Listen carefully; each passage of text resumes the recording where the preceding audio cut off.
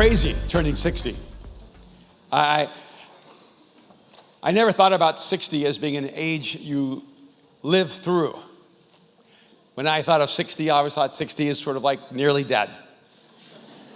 So it's crazy to feel that I'm at the beginning of new things. Because I have to tell you, I don't feel like I'm at the end of things. I feel like I'm at the beginning of things. I don't feel like I'm landing a plane. I feel like I'm finally taking off. I'm finally understanding what life is all about and how to live it fully. But if you'd asked me when I was a kid what I would want to do when I grew up or what I would be when I grew up, it would not be this. I might have imagined myself doing a lot of things as a kid, but I would have never imagined myself being a pastor. In fact, I didn't even know being a pastor was an option. I had no idea that there was an institution or an organization that was connected to God or Jesus in any way whatsoever. And it seems strange to me now to live my life advocating for God. I mean, isn't that odd?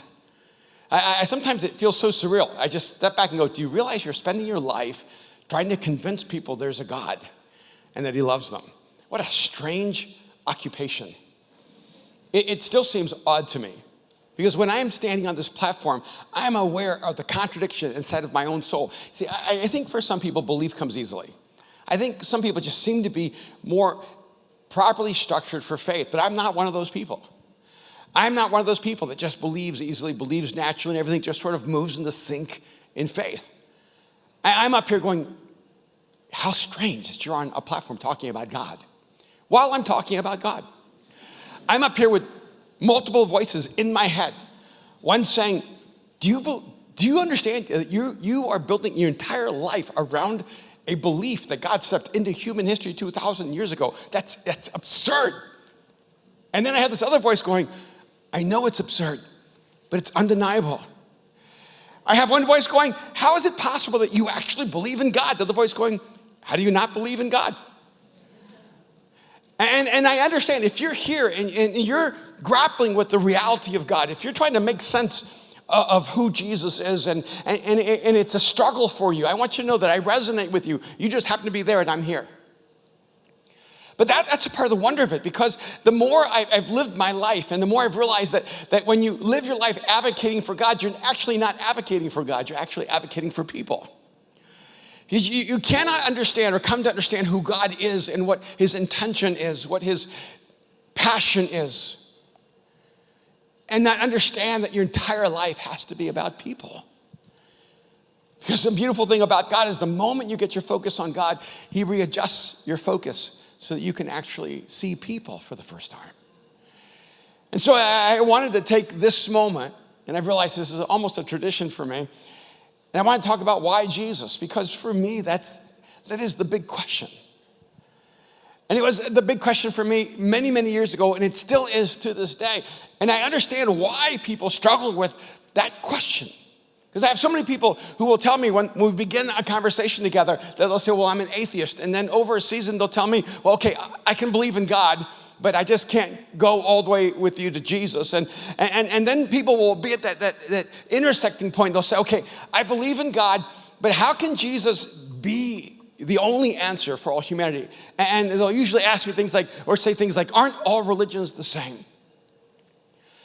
And then you're pressed against one of the statements of Jesus in John chapter 14, verse 6, where Jesus says, I am the way and the truth and the life, and no one comes to the Father except through me.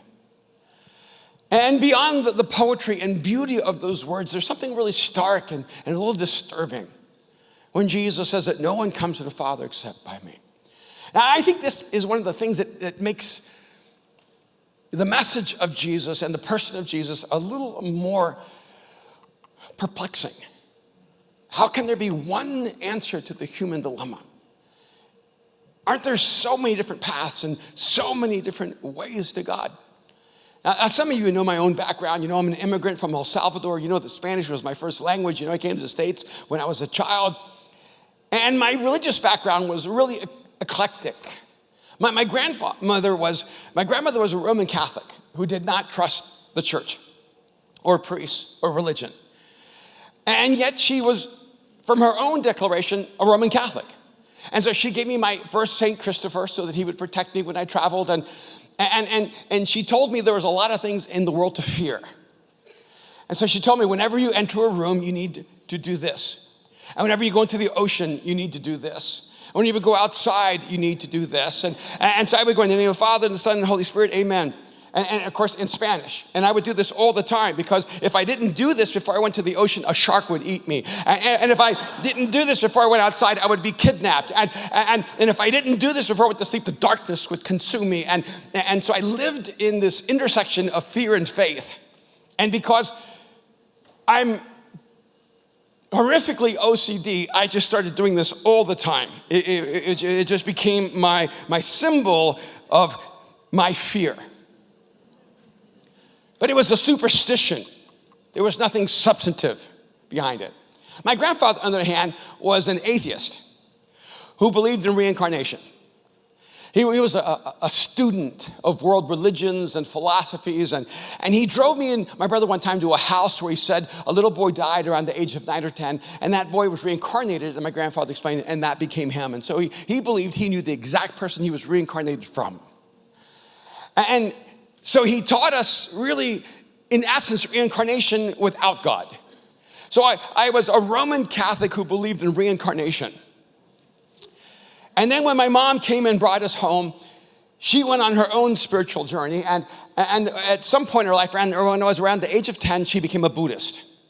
And she'd been through so much pain and so much hardship. She was trying to find some way to get the universe on her side, to get God on her side. Or if there was anyone out there, she just knew she needed some help because her life wasn't what she longed for it to be.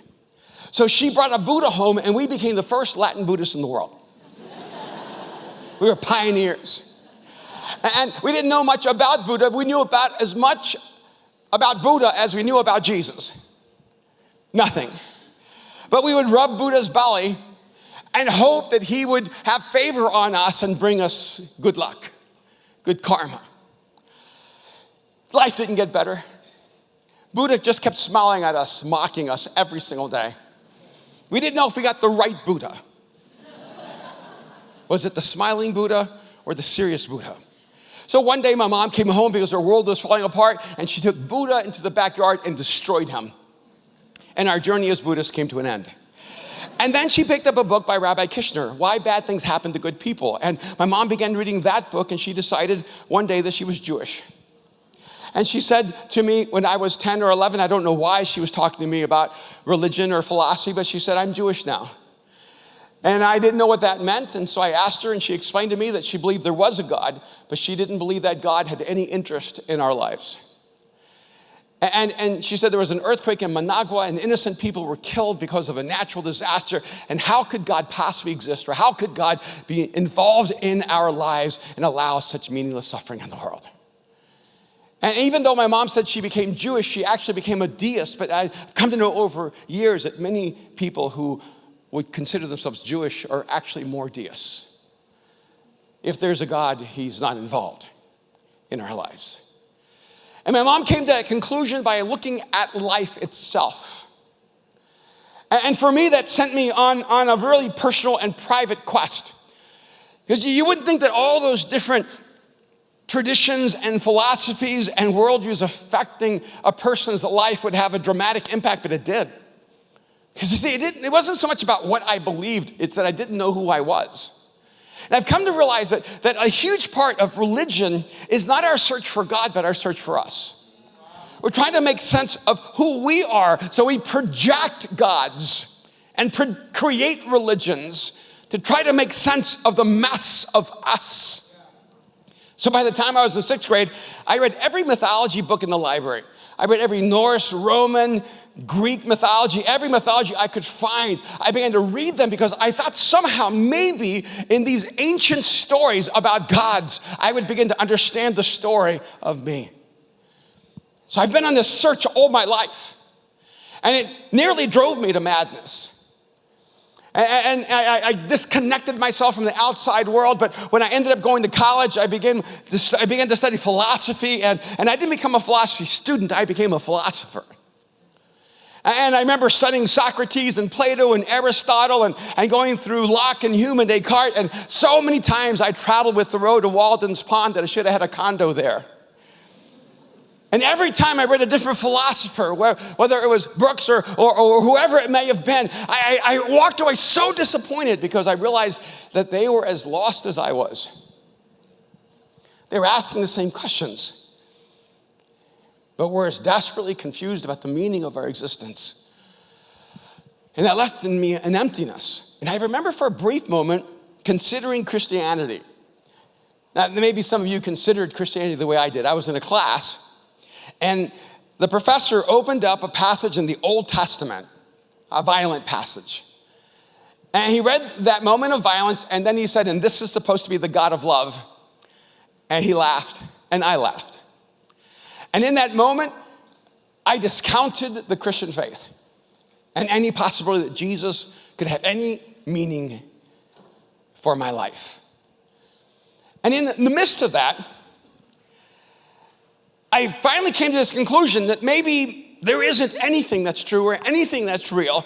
And I had a moment where I felt okay with that. But I just felt like I'm okay if there's nothing real, if there's nothing that's true, if there is no God. I just want to resolve that.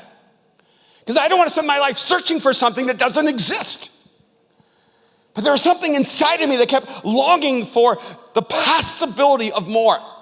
And then, of course, a part of my journey ended up bringing me to a life-changing encounter with Jesus Christ. I remember my mom called me up and she said, "Hi, honey, I'm a Christian." My mom had gone through so much pain and so much difficulty and so many hardships. And when she called me and I was in college and she said, "I'm a Christian," I had no idea what that meant. But she sounded happy, so I was happy for her. When I heard my mom say, "I'm a Christian," I heard her say something like, "I joined the Peace Corps." I didn't know it was a religion. I don't know why. I didn't connect the word Christian with Christ or Christmas because I was just oblivious to the connection. And it was only when I went home to visit her that I realized there was more involved. There was like this institution called the church, and there was a pastor, and there were people who came together, and they met on Sundays, every Sunday. By the way, some of you are unaware of that.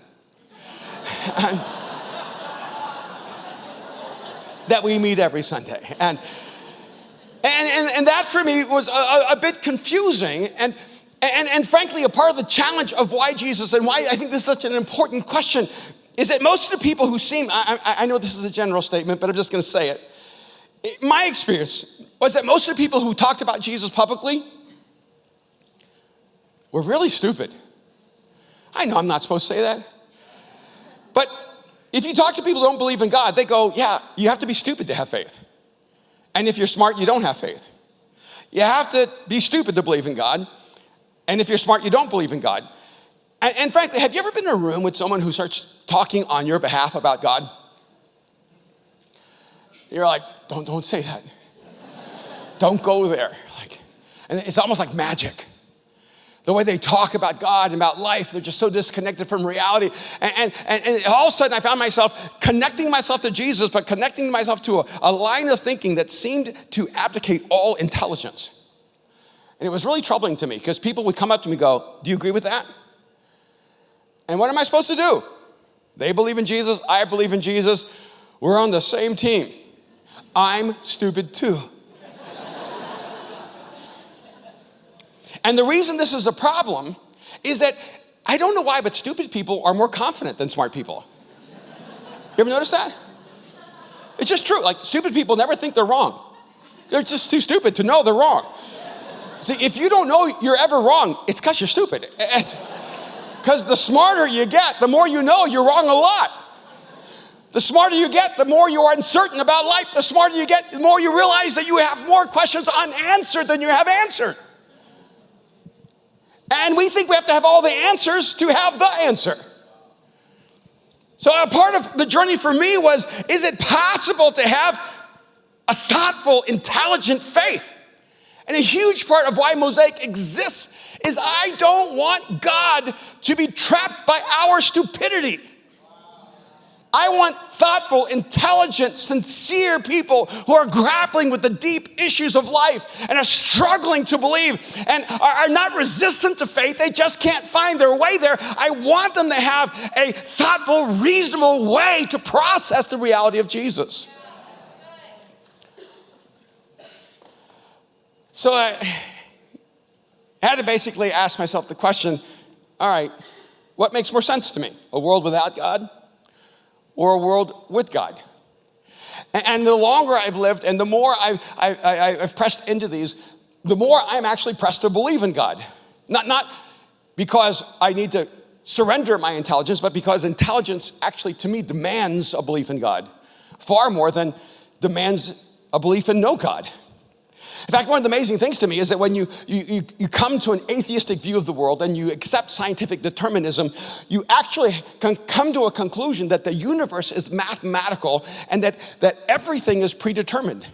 See, when you have a view of scientific determinism, you actually have a fatalistic view of humanity. And that's why in this worldview, there's nothing spiritual because there's nothing creative. There is no free will. There is no choice.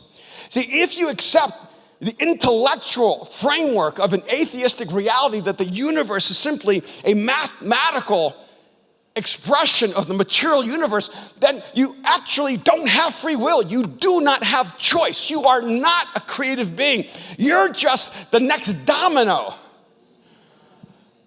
And what you perceive to be uniqueness and what you perceive to be your choice is just your response to the data that makes you you. And over here, we have a view that the universe was created by God. Now I know that takes faith too. I say too. But if the universe is created by God, it means that the universe is created by a creator who's creative. It means that imagination is not just incidental, it's actually essential. It means that we human beings are created to create, that we're imagined to imagine, and that we're not the result of some deterministic domino effect, that we actually have the power to create. And if you have a deterministic view of the universe, you have to accept the fact that the universe is born out of chaos, not out of creativity. And that it's mathematical, but it is not intentional. What I think is interesting is that pretty much any self-respecting scientist will tell you that you cannot ignore the intelligence of the universe. And in fact, people without faith in God have faith in an intelligent universe. It's kind of insane. When you look at the universe, you see its intelligence. But somehow, it seems to take less faith to believe in an intelligent universe than it does to believe in an intelligent God who created the universe. Actually, that seems to take more faith to me. And as I process this, I go, okay, I understand why a person might be an atheist and why a person might be a theist, but I want you to understand the choice you're actually making here. See, if the universe is not created by God, and I understand the scientific process is that everything comes out of something, then that's what we know. But then there's this leap. But that first something came out of nothing. It's tricky. It's actually a tough one. Because we know scientifically that everything came out of something, but that first something came out of nothing. And the challenge is, of course, is what changed nothing's mind? Like, how long was nothing doing nothing? Was that trillions or an infinity of time where nothing just did nothing, never motivated, and one day nothing thought, I'm just going to spend my entire existence doing nothing. I should do something. And then what are the chances of nothing having no practice at all? See, because you have to realize nothing had to get it right the first time. Because it never did anything before, so the first time nothing did something, it created the something that created everything. Now that takes faith.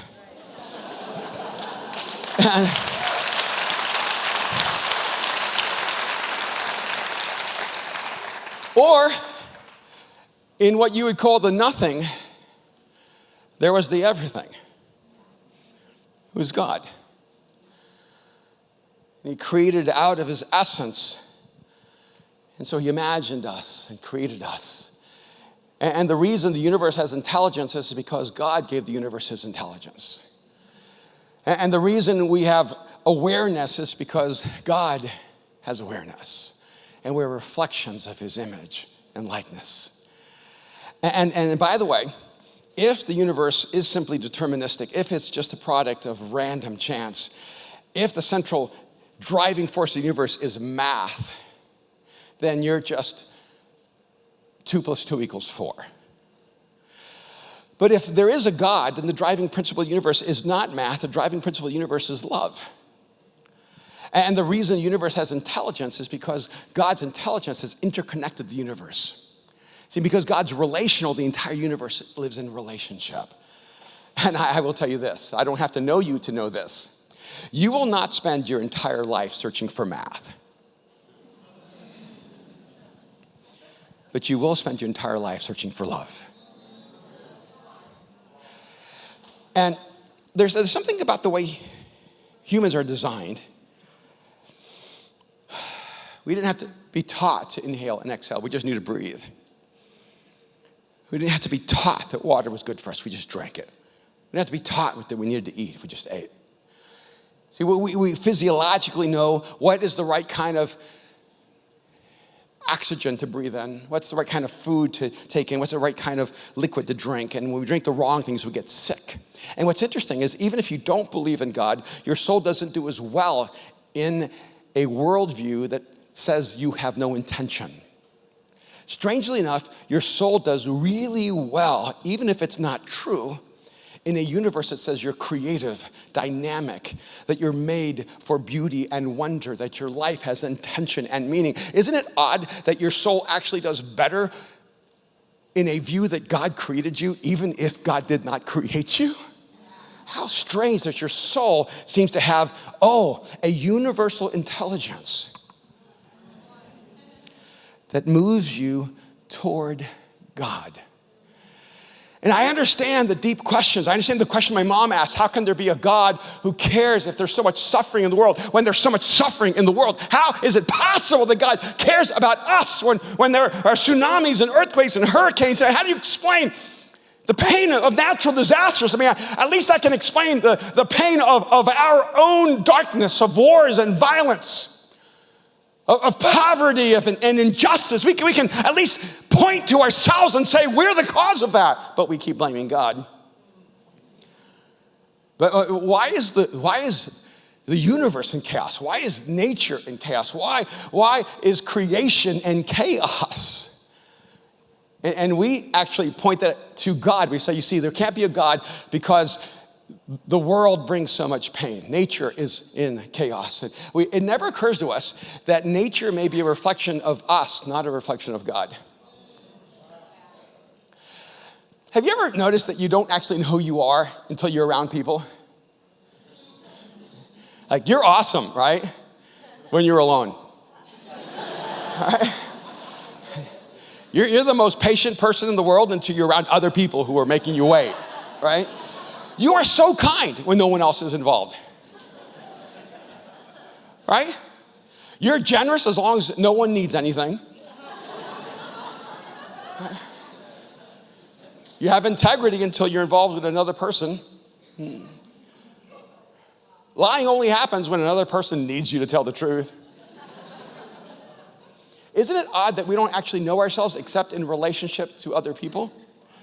Have you ever had anybody try to speak into your life, or you try to speak into someone else's life? Have you ever tried to talk into someone's life who's so arrogant? It's impossible. You can say, you're so arrogant. They go, no, what are you talking about? I'm awesome. You know the only way you actually begin to realize that your soul is damaged is when you begin to realize all your relationships are damaged. See, the only way you actually know what's going on inside of you is when you can see what's going on around you. And if you want to know if there's a mess inside of you, there's a problem inside of you, there's a darkness inside of you, if there's a jagged edge that keeps cutting at your soul, is look at the world around you, because you can know what world's inside of you by the world you're creating around you. And we want to blame this on God. But we would not believe there's anything wrong with us if everything was right around us. And a part of what Jesus came to do was to speak to the very essence of who we are. See, when I had to deal with why Jesus, I had to deal with why God, and I just came to the conclusion, I cannot accept the world where I do not have free will. I cannot accept any possible reality where I do not have choice, where I am not creative, where my imagination doesn't matter, where I'm not free. And if that's what spirituality is, then call me spiritual, because I believe that every human being has the power to choose to create a different life, to create a better future, that all of us are designed by God with this powerful ability to create a future that does not exist. But then you look at all these different religions, you go, well, yeah, but why aren't all religions the same? And I know that's politically correct. We should say, all religions are the same. In fact, I was speaking at an event, and the founders of Life is Good came up to me and said, so are you one of those people that believes that all religions are the same? I said, no, I'm not one of those. I'm the opposite. They go, oh, well, what kind of spirituality do you have? You see, it'd be nice to say our religions are the same, except it's not really fair to religions. If you talk to a Muslim and tell them that Islam is the same as Buddhism, they would consider that an insult. If you talk to a Buddhist and told them that Buddhism is the same as Islam, they would think that you have no idea of either religion. That's like saying sushi and ice cream are the same thing. You've clearly never tried either. A part of my genetic code is I'm a small sliver of Mayan. Now, the Mayans had an ancient religion where they would cut open a person's chest, pull out their heart while they're still alive, and offer their heart to the gods. See, I consider that an unhealthy religion. The religions that took the virgins and threw them into volcanoes to appease the volcano god, I'm thinking that's on the negative side of religions. That's not the same as a religion trying to teach you how to meditate and connect yourself to a higher consciousness. Religions are not the same. Except maybe in this. Every religion gives you a path to achieve your ultimate end. And so if you're trying to achieve enlightenment, Buddhism has a path to move toward enlightenment.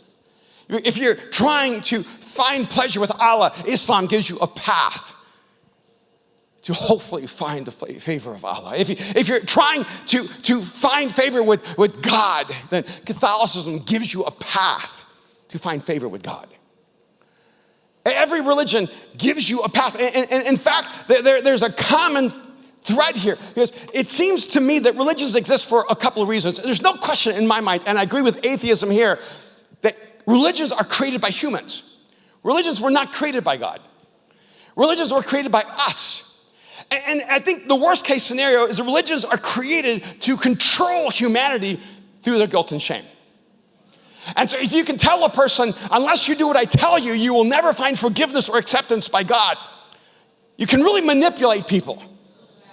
And I think another side of that is that we humans are creating constructs because we need some release valve, because we are filled with guilt and shame. Because we are paralyzed by fear. Because we're paralyzed by the unknown, because we're terrified by death, and so we create constructs, we tell ourselves stories to try to help us overcome our fear. But in the end, religions give us what we must do to get God's attention. And here's what I think I've observed over a lifetime, is that really no one's searching for God. You don't really talk to people, they go, I'm searching for God. What people are usually searching for is life. They know their life is missing something. They know they're just existing. They know that something's wrong, that something's broken, that there's a hole, a hollowness inside of their soul.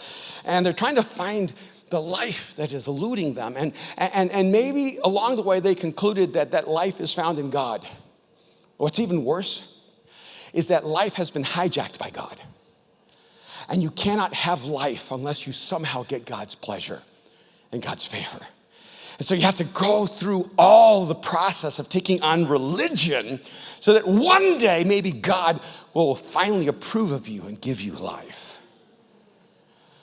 It's the idea that God's sitting on top of the highest mountain and waiting to see who is worthy of being in his presence. And so you spend your life climbing and toiling and working and falling and regrouping and climbing, trying to get to the top of that mountain so that you might get to God. You might find life. And that life, maybe it's on the other side of forgiveness, on the other side of acceptance, on the other side of faith, but I need life. And so we have this construct throughout history that tells us that God is elusive and we have to earn our way to God. But by the way, any God who forces you to earn his love is not worthy of your worship.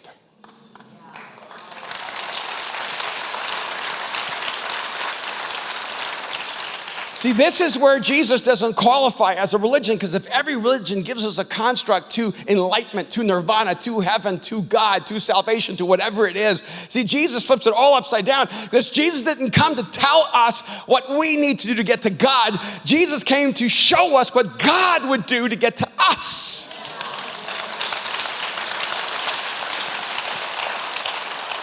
That's why when people say, okay, I can get God, but I don't know about Jesus. No. See, God is the name we use when we talk about us searching for him. But Jesus is the name we use when we talk about God searching for us. Then you get back to those uncomfortable words from Jesus. I am the way and the truth and the life, and no one comes to the Father except by me. And it seems so exclusive. And well, why would Jesus cut out all the other options? See, Jesus isn't saying, look, I'm so exclusive that I don't want you to try anybody else. What he's actually saying is, I need you to understand no one else is coming for you. No one else is coming for you. And why would you spend your entire life trying to earn the approval and love of a God who's indifferent to you? Because they don't exist. And they're not coming for you. Any God that isn't coming for you isn't worth you running after.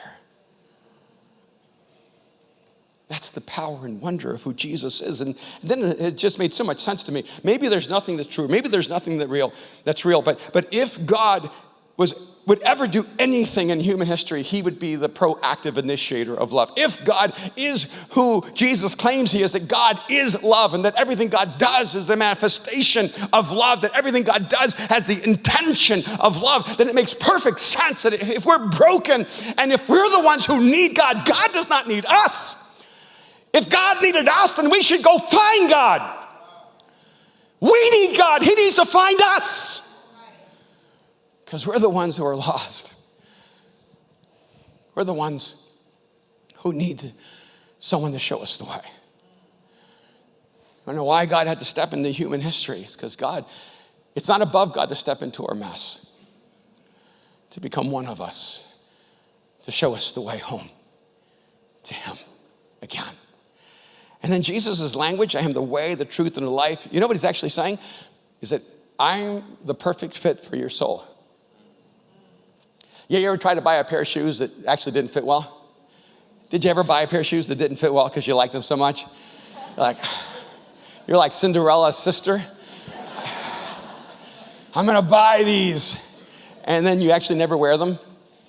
I'm gonna admit, I have bought a pair of shoes in the past that did not fit. But I liked them so much that I bought them and never wore them. See, that's how religion feels. You buy the religion that you think looks right on you, but it never fits right on you. Because you were not created to step into religion.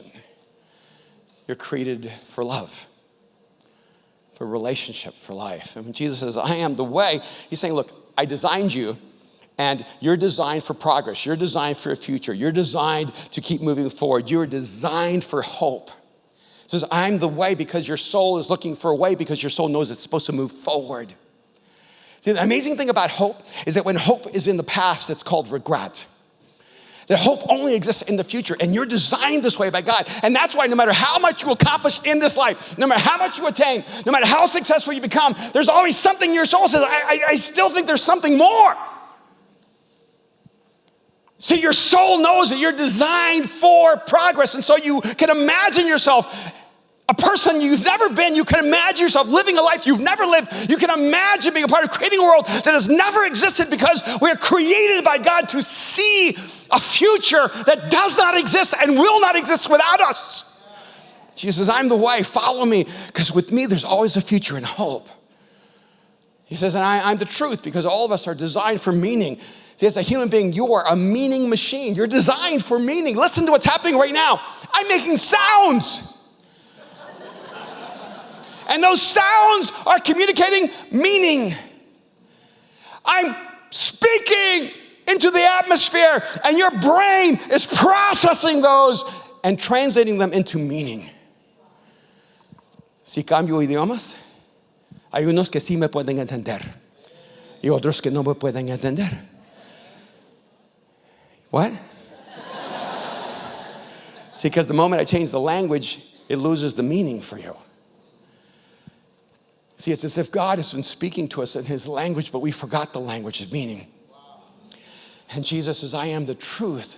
We want to know the truth, that Jesus didn't come to give us a truth or the truth. He came to be the truth, because the reason we give up on truth is because we don't know who can be trusted. And sometimes what happens is that someone gives us the truth and we find later they can't be trusted, and so we give up on the truth. And Jesus says, no, I want you to know that the truth isn't outside of me. The truth is within me. And if you want to know the truth that your soul has been searching for, if you want the meaning you're created for, you can only find that in me. You're a meaning machine. There are tribes who communicate through clicking. Can you imagine that? I hope I didn't say anything inappropriate. But then we created Morse code. And we created a language that communicates through clicking. We know that colors have meaning. In fact, there are companies that know what colors to use so that meaning is transmitted through the colors. There are designers who work with Feng Shui because they understand that spaces have meanings. We humans are meaning machines because we're designed for meaning. But the problem is that until we understand the meaning of us, we create false meanings to life. And we turn meaningless things into meaningful things, and meaningful things into meaningless things. And there's some of you that are going to spend your lives on meaningless things. You're going to pursue more money and more power and more wealth and more pleasure. And at the end of your life, it will all be meaningless. Because you didn't find the meaning for which you were created that can only be found in Jesus. He says, I am the way and the truth and the life. Jesus says, I am the life. Which is really hard to give. It's hard to give someone something they think they already have. So when Jesus says, I'm the life, you go, no, thank you, I already have a life. And Jesus saying, no, I've seen your life, it's not a life. It's an existence. And it breaks my heart that you think that's life. Jesus, I am the life. You see, Jesus doesn't come to change your mind, doesn't come to change your beliefs. He comes to change your existence. Because without him, you just exist. And I can tell you this, I don't have to know you to know this. I can tell you when you're going to feel most alive. You're not going to feel most alive when you are most successful. You're not going to feel most alive when you're wealthiest. You're not going to feel the most alive when you're the most famous or the most powerful. You know when you're going to feel most alive? When you are most fully loved. And when you are most fully loved, even if you don't have wealth or power or fame or prestige, you will still be fully alive. See, Jesus said, I am the way and the truth and the life. I'm what your soul has been searching for. And no one comes to the Father except through me, because no one else is coming for you. Why Jesus? It's because Jesus is the why your soul has been searching for. Have you ever noticed that every child who's ever been born anywhere in the world, their first question is why? How is that possible? How is it possible that children in Tanzania have the same question that children in Switzerland have? Why? Why? Why? Why? Why? I love watching parents with their firstborn. They try to answer the question. They think if they take the time to speak to the little child like it's an adult and give them a reasonable explanation for why, that it'll all make sense and they won't have any more why questions. Every human being is born a philosopher. And only as we mature do we ask other questions like how, when, where, what, who. But when you come to the end of your life, you're going to be like a child again. When you come to the last moments of your life, you're going to be like you were 3. Because the only question that's going to matter is why? Why? If you haven't found your why, all the other answers you've given yourself will fall empty at the end of your life. When you find your why, all the other questions come together. Why Jesus? Because Jesus is the answer to your why. I still can't believe I believe, but I don't have a choice. When you meet the creator of the universe, it changes everything. I'm tormented inside of my own soul with all my questions and all my doubts. Sometimes I feel I'm almost driven to madness, except that the madness of living in relationship with a beautiful, creative God who created me with meaning and intention and purpose is the most beautiful of all madness. And I wonder if you're here right now and your soul has been begging for you to pay attention. One of my friends said a business guy came up to him and said, I don't believe in God. And he responded, I know you don't believe in God, but you sure do miss him. There's some of you here, you haven't believed in God, but you sure have missed him. And maybe right now it's time just to come home and say, Jesus, I see it, I get it. I know you're what my soul is searching for. Would you just bow your heads just for a moment and just close your eyes? I want you to see a line of faith right now in your imagination. A line of faith that you have to choose to cross. And there's some of you here right now that have not yet crossed that line of faith, but you're going to do it right now. And if you're ready to give your life to Jesus, to trust Jesus with your life, if you're ready to receive his love and his forgiveness and his life in you, I want to lead you in a simple prayer that will lead you past this line of faith. I want to lead you in a 1-sentence prayer right now. Here it is. Get ready. Whisper it to God. Jesus, I give you my life. That's it. That's the whole prayer. You and God will talk about a lot of things after this, but it begins here. Jesus, I give you my life. Right now, just whisper it to him. Right now, just whisper it to him. Jesus, I give you my life. The moment you give him your life, he puts his life in you. This is the moment that changes everything. This is the moment you cross the line of faith. This is the moment where you give everything to him and he gives everything to you. Jesus, I give you my life. Jesus, I give you my life. If this is your prayer, I want to pray for you right now. I want you to nail down that this is the moment you cross the line of faith. If you just whispered this prayer, Jesus, I give you my life, I want to pray for you, but I want to see you. If this was your prayer, I want you right now just to hold your hand up high so I can see you right now. Beautiful, beautiful. Right now, just quickly. Wonderful, beautiful. All over the room, beautiful. In the back, beautiful, I see you. Others right now, beautiful. Anyone else right now? In the back right now, just hold your hand up high. Don't be embarrassed, don't look around, don't worry about anyone else. This is your moment. Jesus, I give you my life. Wonderful, all over the room. Jesus, I give you my life. Wonderful. It's all right, come on. If your heart's pounding, if you know it's you, just hold it up high. Let me see you. Jesus, I give you my life. Wonderful, beautiful.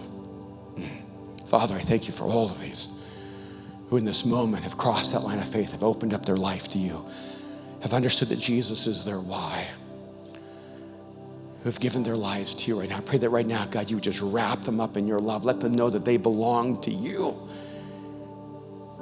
that you will never leave them or abandon them, that you're placing in them freedom, and forgiveness and hope and joy and love and life, because you now dwell in them. Pray, God, that they would celebrate this new life that just begun in this moment. We thank you, Father. We thank you. In Jesus' name, amen.